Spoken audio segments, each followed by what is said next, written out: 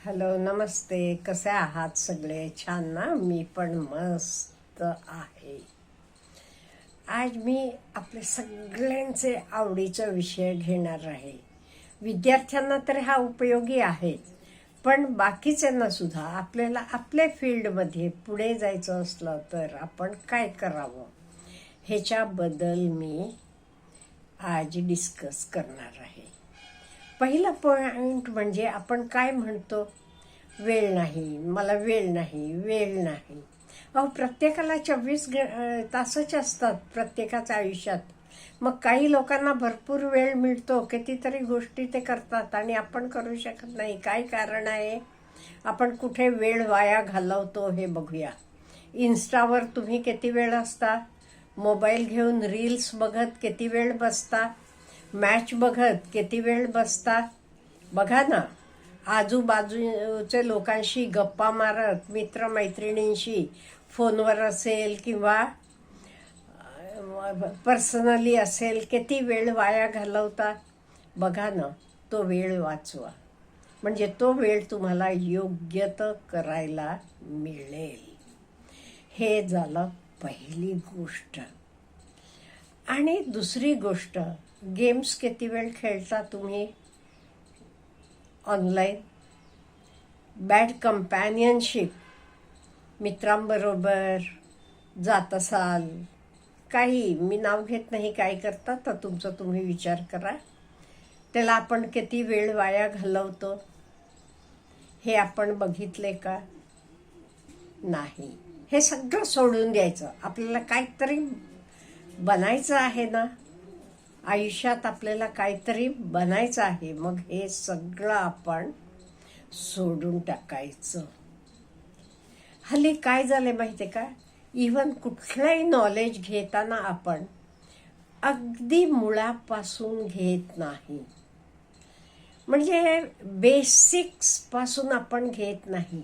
आता परवा आमचे ओळखीचे सांगत होते, ते सिव्हिल इंजिनियर आहेत, बिल्डर आहेत मोठे. त्यांच्या हाताखाली कामासाठी मुलं येतात बरेच वेळेला, इंजिनियर झालेली मुलं, बी टेक झालेली अशी मुलं आलेली होती. ते म्हणाले मी इंटरव्ह्यू घेत होतो त्यांचे. मी त्यांना सांगितलं, हे ह्या खोलीची हे रुंदी आणि ब्रेथ आणि लेंथ एवढी आहे, ते एरिया तुम्ही कसं काढाल? ते म्हणाले, बी झालेले मुलांना सांगता आलं नाही. मला वाटते तिसरीत आहे हे, area is equal to length into breadth. त्यामुळे हे बी झालेले मुलांना कळलं नाही म्हणजे आश्चर्य वाटते. मग तुम्हाला कोण जॉब देईल? आपण म्हणतो जॉब मिळत नाही, मला नोकरी मिळत नाही. आपण नोकरी मिळवणे योग्य आहोत का हे आपण विचार करतो का? हा विचार आपण करत नाहीये, त्यामुळे असं घडते. त्यामुळे पहिली गोष्ट, जे काम आपल्याला करायचं आहे त्याचं बेसिक पासून ज्ञान मिळवायचं प्रयत्न करायचं. Keep on learning. परवाच मी एखादा रिसर्च पेपरमध्ये वाचलं, 50% of Indian youth don't have the capability to get a job असं लिहिलेलं आहे. म्हणजे त्यांना कॅपॅबिलिटीच नाही आहे. नुसतं डिग्री झाली आहे म्हणजे तुम्हाला ज्ञान किती आहे हे महत्त्वाचं आहे. अहो, डिग्री नसली तरी तुमच्याकडे ज्ञान असलं ते तुम्ही कुठून कुठे पोचू शकता, हे आपण बघितलेलं आहे. तुमच्या आजूबाजूला असणारे लोक बघा, कितीतरी लोक त्यांच्याकडे डिग्री नसेल पण त्या आयुष्यात किती ते यश मिळवले, किती सक्सेसफुल आहेत ते, हे बघा ना. म्हणजे आपण कुठे कमी पडतो? आपण मेनली कमी पडतो म्हणजे आपण कुठलंही ज्ञान मिळवताना तर बेसिक्स पासून मिळवत नाही. आणि हल्ली बरीच मुलं मी बघतीये सोशल मीडियावर जास्त वेळ घालवतात, त्यामुळे त्यांचं कॉन्सन्ट्रेशन होत नाही. आणि दुसरी गोष्ट म्हणे आहार. हल्ली आपण कसला आहार घेतो त्याच्यावर अवलंबून पण आहे. तुम्ही कित्येक वेळेला जंक फूड म्हणा, नको असलेला आहार घेत असलात तरी तुमचं कॉन्सन्ट्रेशन व्यवस्थित होत नाही. ते पहिली गोष्ट आपण काय करायची कॉन्सन्ट्रेशन वाढवायला, आपण नको असलेल्या गोष्टी सोडून द्यायचं. Quit the things. नको असलेला सोशल मीडिया असेल, गेम्स असेल, नको त्या गोष्टी सोडून द्यायच्या. आणि दुसरं मेन आपल्याला खराब करणारा म्हणजे तुमचं कंपॅनियनशिप. तुम्हाला कसले मित्र आहेत, ते मित्रांबरोबर तुम्ही काय करता हे विचार करा. चांगले मित्र असलं ते वेल अँड गुड. नाही तुम्ही मित्रांबरोबर जाता तर तुमचा तुम्ही विचार करा. कुठे जाता मी इथे काही बोलत नाहीये. त्यामुळे विचार करा आपण मित्रांबरोबर किती वेळ वाया घालवतो आणि तो योग्य आहे का. असं म्हटलं जाते, first tell me your friend, then I will tell who are you. तुमचे मित्र दारू पिणारे, नको त्या गोष्टी करणारे असले तर एक ना एक दिवस तुम्ही पण त्यांच्या बरोबर जाऊन बसता. हे तुमचे मित्र चांगलं व्यायाम करणारे असले, आपलं हेल्थ कॉन्शियस असले की तुम्ही पण तसं बनता.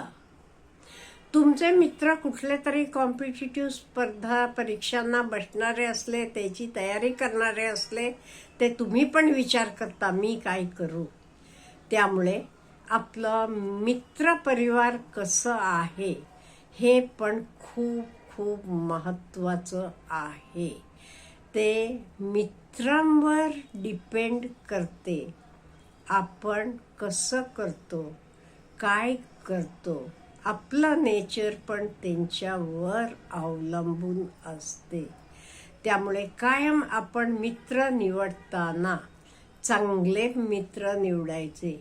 तुम्हाला वाटलं हा नाही बाबा हा असं असं करतो, नको, सोडून द्या ना. हळूहळू 4-5 वेळेला त्यांना बोलावले वेळा मला वेळ नाहीये, मला अमुक आहे तमुक आहे सांगा, आपोआप तो समजून जातो. त्याचे नंतर आपले आवडीची गोष्ट करत जावा. तुम्हाला काय आवडते, टेक्नॉलॉजी आवडते, सायन्स आवडते, ह्युमॅनिटीज आवडते, काही कुठलं काम तुम्हाला आवडते तर आधी ठरवा आणि कमीत कमी 5 वर्ष ते कामात तुम्ही बुडून जावा.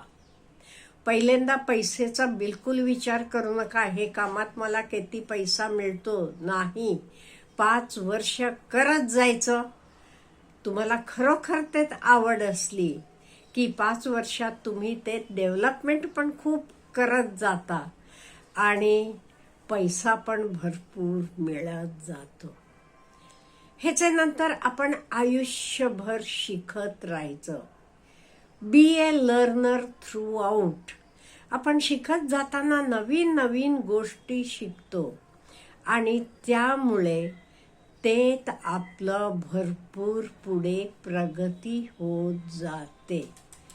ह्या प्रगतीमुळे आपलं काम पण उत्तम होत जाते. कामाप्रमाणे आपलं इन्कम पण वाढते आणि आपण खूप आनंदी होतो.